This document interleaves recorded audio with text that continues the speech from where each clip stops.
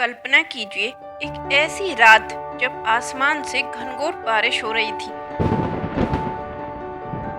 चारों ओर अंधेरा था और एक क्रूर राजा की हुकूमत थी। लेकिन इसी अंधेरे और भय के बीच एक ऐसी दिव्य शक्ति का जन्म होने वाला था जिसने धर्म की स्थापना के लिए पूरी दुनिया को बदल दिया। हम बात कर रहे हैं उस अद्भुत रात की जब भगवान श्री कृष्ण का जन्म हुआ था और जिसने जन्माष्टमी के रूप में हमेशा के लिए इतिहास रच दिया। लेकिन क्या आप जानते हैं कि यह कहानी सिर्फ एक जन्म की नहीं है? क्या है वो भविष्यवाणी जिसने कंस जैसे क्रूर राजा को भयभीत कर दिया? क्या है वो गहरा रहस्य जिसने वासुदेव और देवकी को एक कारागार में बंद करवा दिया? और कैसे एक पिता वासुदेव ने अपने नवजात पुत्र को बचाने के लिए यमुना नदी की उफनती लहरों को पार किया? क्यों भगवान को एक ठंडी अंधेरी जेल में जन्म लेना पड़ा? क्यों उन्होंने अपने जन्म के साथ ही एक अत्याचारी का अंत तय कर दिया?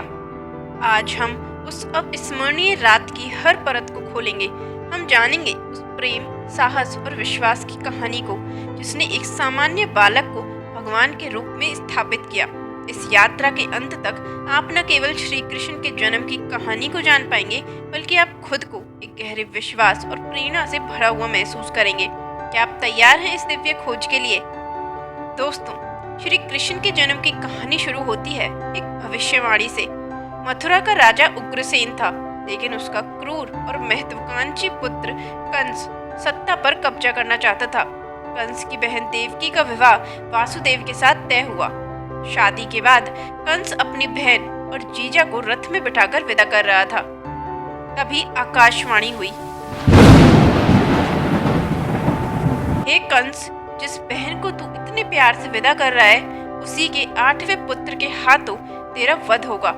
इस भविष्यवाणी ने कंस को भयभीत कर दिया। वह अपनी बहन के प्रेम को भूल गया और अपनी मृत्यु के डर से अंधा हो गया। उसने तुरंत अपनी बहन देवकी को मारने का फैसला किया। वासुदेव ने कंस से विनती की कि वह देवकी को न मारे। उन्होंने कंस से वादा किया कि देवकी के जितने भी पुत्र होंगे वे सभी कंस को सौंप देंगे। कंस ने यह शर्त मान ली और वासुदेव देवकी को कारागार में डाल दिया। यह है जन्माष्टमी का पहला रहस्य, एक भविष्यवाणी का डर जिसने प्रेम को घृणा में बदल दिया और एक क्रूर राजा का जन्म हुआ। कंस के डर ने वासुदेव और देवकी को जेल में डाल दिया। भविष्यवाणी के डर से कंस इतना पागल हो गया था कि उसने एक एक करके देवकी के सभी बच्चों को मारना शुरू कर दिया। जब देवकी के पहले पुत्र का जन्म हुआ तो वासुदेव ने अपना वादा निभाया और उसे कंस को सौंप दिया। कंस ने निर्दयता से उस शिशु को पत्थर पर पटक कर मार डाला। एक एक करके कंस ने देवकी के 6 पुत्रों का वध कर दिया। माता पिता के लिए इससे बड़ा दुख क्या हो सकता है? कंस का आतंक बढ़ता जा रहा था और वासुदेव देवकी का हृदय दुख से भर गया था। वे अपने 8वें पुत्र के जन्म से भयभीत थे क्योंकि वे जानते थे कि कंस उसे भी नहीं छोड़ेगा। यह है जन्माष्टमी का दूसरा रहस्य, एक माँ बाप का हृदय विदारक दर्द और एक क्रूर राजा का निर्दयी शासन। जब देवकी 7वें गर्भ से थी तो एक अद्भुत घटना घटी। भगवान विष्णु ने अपनी योग माया से देवकी के गर्भ को रोहिणी यानी वासुदेव की दूसरी पत्नी के गर्भ में स्थानांतरित कर दिया। इसी शक्ति से रोहिणी ने एक पुत्र को जन्म दिया जिसका नाम बलराम था। बलराम का जन्म नंदगांव में हुआ जहां वे सुरक्षित थे। अब बारी थी 8वें गर्भ की। कंस को यह बात पता थी और वह बहुत सतर्क था, लेकिन इस बार यह कोई साधारण जन्म नहीं था, यह खुद भगवान विष्णु का अवतार था।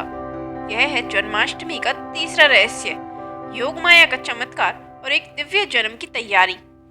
भाद्रपद मास की कृष्ण पक्ष की अष्टमी की वह रात थी। आधी रात का समय था। चारों ओर घोर अंधकार था और बारिश मूसलाधार हो रही थी। जेल के सभी सैनिक गहरी नींद में थे। देवकी ने उस दिव्य शिशु को देखा जो मुस्कुरा रहा था।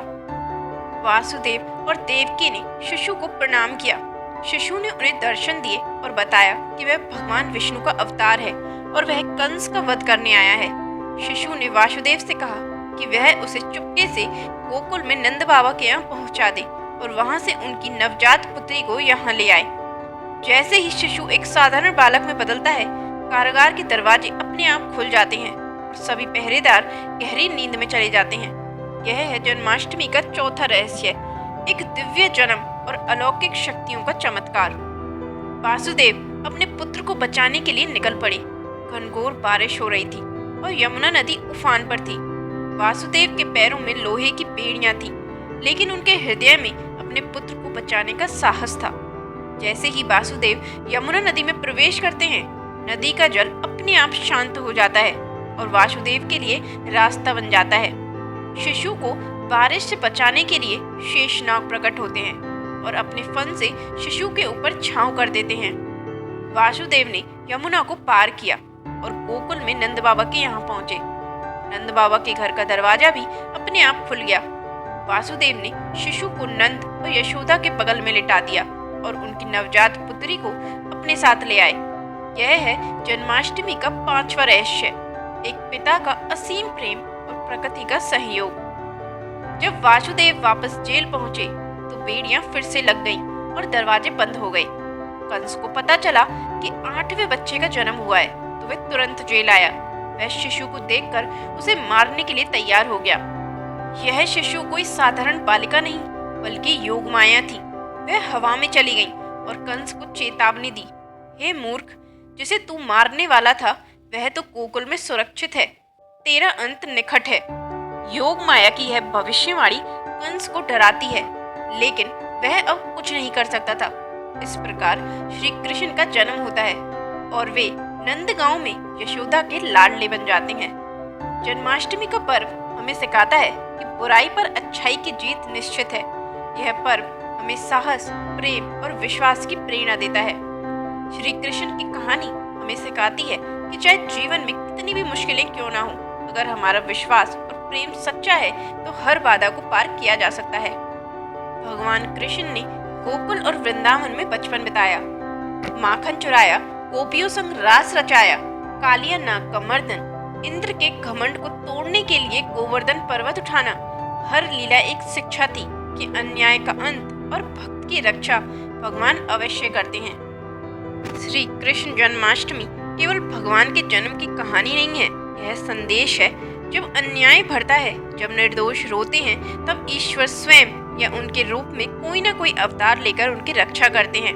चाहे परिस्थिति कितनी भी कठिन हो, सत्य और धर्म की विजय निश्चित है। इस जन्माष्टमी आइए हम अपने भीतर के कंस को मारें, क्रोध, लोभ, अहंकार और द्वेष को समाप्त करें और कृष्ण के प्रेम, ज्ञान और करुणा को अपनाएं। आपको श्री कृष्ण जन्माष्टमी की यह अद्भुत कहानी कैसी लगी? इस कहानी का कौन सा हिस्सा आपको सबसे ज्यादा प्रेरित करता है? हमें कमेंट्स में बताएं। अगर आपको यह ज्ञानवर्धक, प्रेरणादायक और भक्तिमय वीडियो पसंद आया तो कृपया इसे लाइक करें, अपने दोस्तों और परिवार के साथ शेयर करें और हमारे चैनल को सब्सक्राइब करना ना भूलें ताकि आप ऐसी और भी आध्यात्मिक, पौराणिक और रहस्यमय कहानियों से जुड़ सकें। मिलते हैं अगले वीडियो में।